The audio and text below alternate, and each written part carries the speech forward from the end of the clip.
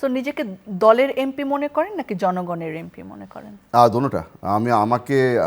আমাকে নমিনেশন দিয়েছে আমাদের প্রধানমন্ত্রী তারেক রহমান সাহেব, কিন্তু আমাকে ভোট দিয়েছে আমার এলাকার মানুষ, সাধারণ জনগণ। এখনো সংবিধানের আর্টিকেল 70 অনুযায়ী সংসদে কোনো বিল যদি ওঠে, সেখানে মানে কোনো দলীয় সংসদ সদস্য দলের বিরুদ্ধে ভোট দিতে পারেন না, এবং যেটার বিরুদ্ধে জুলাই সনদ বলেন কিংবা বিএনপির 31 দফা, দুটাতেই এটার বিরুদ্ধে কথা বলা হয়েছে যে একজন এমপি যাতে সেটার দলের বিরুদ্ধেও ভোট দিতে পারেন। সেটা নিয়ে আসলে কতটুকু আছে, বা আপনি কি কখনো চ্যালেঞ্জ ফেস করেন যে আপনার নিজের ব্যক্তিগত জায়গায় আপনি মনে করছেন এটা ঠিক না, কিন্তু দলীয় এমপি বলে আপনাকে ভোট দিতে হচ্ছে, এরকম হয়? অ্যাবসলিউটলি। এখানে যখন আপনি একটা ব্রড সেন্সে যখন কোনো ধরনের আইনের ব্যাপারে আলাপ আলোচনা হয়, তখন সবসময় আমাদের মাথার মধ্যে ওই জিনিসটা কাজ করে যে আর্টিকেল 70 তো এখনও বহাল আছে, তো সেই জন্য আমি তো আমার দলের বিপক্ষে কোনো সময় ভোট দিতে পারবো না।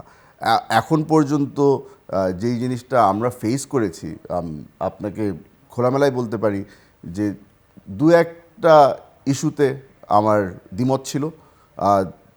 তবে যখন এই জিনিসটা আমরা আমাদের সিনিয়র মেম্বার বলেন, আমাদের মন্ত্রী সবার যারা যারা আছে ওনাদের সাথে যখন আলাপ আলোচনা করেছি, তখন কিন্তু আমরা ইন্টারনালি একটা কম্প্রোমাইজে আসতে পেরেছি। আশা করছি, আর আশা না, আমি বিশ্বাস রাখি, যেহেতু আমাদের 31 দফার মধ্যে একটা পয়েন্ট ছিল যে এই আর্টিকেল 70-কে আমরা রিফর্ম করব, উইথড্র করে নেওয়া হবে। আশা করছি যে ভবিষ্যতে কোনো ধরনের সিচুয়েশনে যদি আমরা আবার পড়ি, তখন আলাপ আলোচনা এবং তার সাথে সাথে ওই কিছুটা বল প্রয়োগ করে আমরা হয়তো আওয়াজ তুলতে পারবো সংসদের ভিতরে এবং মাঠ পর্যায়ে।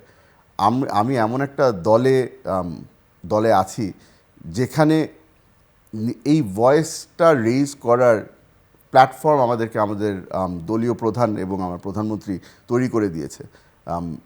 এটা বাংলাদেশের ইতিহাসে খুব নতুন একটা জিনিস যে পার্লামেন্টারি মিটিং যখন আমাদের সংসদীয় আসনের যারা যারা সদস্য আছে তাদেরকে নিয়ে আমাদের দলের প্রধান কিন্তু ঘন ঘন বৈঠক করে।